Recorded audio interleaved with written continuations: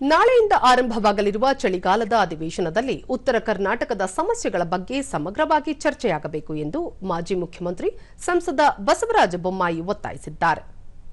ಹಾವೇರಿಯಲ್ಲಿ ನಿನ್ನೆ ಸುದ್ದಿಗಾರರೊಂದಿಗೆ ಅವರು ಬೆಳಗಾವಿಯಲ್ಲಿ ನಡೆಯುವ ಚಳಿಗಾಲದ ಅಧಿವೇಶನದಲ್ಲಿ ಉತ್ತರ ಕರ್ನಾಟಕದ ಬಗ್ಗೆ ಸಮರ್ಪಕವಾಗಿ ಚರ್ಚೆಯಾಗುತ್ತಿಲ್ಲ ಎಂಬ ಆರೋಪವಿದೆ. ಆದಾಗ್ಯೂ ಈ ಬಾರಿ ಅಧಿವೇಶನದಲ್ಲಿ ಉತ್ತರ ಕರ್ನಾಟಕ, ಅದರಲ್ಲೂ ವಿಶೇಷವಾಗಿ ಕಲ್ಯಾಣ ಕರ್ನಾಟಕ ಮೂಲಭೂತ ಸೌಕರ್ಯಗಳು, ನೀರಾವರಿ ಯೋಜನೆಗಳು ಮೊದಲಾದವುಗಳ ಬಗ್ಗೆ ಸಮಗ್ರವಾಗಿ ಚರ್ಚಿಸಿ ಸಮಸ್ಯೆಗಳಿಗೆ ಪರಿಹಾರ ಸೂಚಿಸುವಂತಾಗಬೇಕು ಎಂದರು.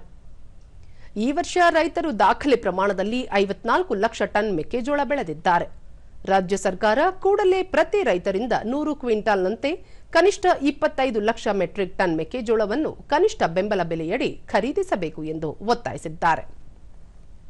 ಮೂರನೇದು ಎಂಎಸ್ಪಿ ಜೊತೆಗೆ ರಾಜ್ಯ ಸರ್ಕಾರ ರೈತರ ಪರವಾಗಿ ತಮ್ಮ ಅನುದಾನವನ್ನು ಕೂಡ ಸೇರಿಸಿ ಅದಕ್ಕೆ ಕೊಡಬೇಕು ಅನ್ನುವಂಥದ್ದು.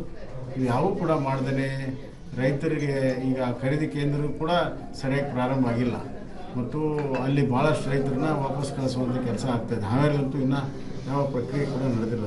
ಹೀಗಾಗಿ ರೈತರು ರೊಚ್ಚಿಗೆದ್ದು ಇವತ್ತು ರಸ್ತೆ ತಡೆಯನ್ನು ಮಾಡ್ತಾ ಇದ್ದಾರೆ. ಈಗಲಾದರೂ ಸರ್ಕಾರ ಕಣ್ಣು ತೆರೀಬೇಕು. ಕೂಡಲೇ ಕನಿಷ್ಠ 100 ಕ್ವಿಂಟಲನ್ನು ಪ್ರತಿಯೊಬ್ಬ ರೈತರಿಂದಲೂ ಖರೀದಿ ಮಾಡುವಂಥ ಕೆಲಸ ಆಗಬೇಕು ಮತ್ತು ಅದನ್ನು ಭಾಳ ಸರಳವಾಗಿ ಆಗಬೇಕು. ಅದರಲ್ಲಿ ರಿಜೆಕ್ಷನ್ ಭಾಳ ಮಾಡ್ತಾರೆ.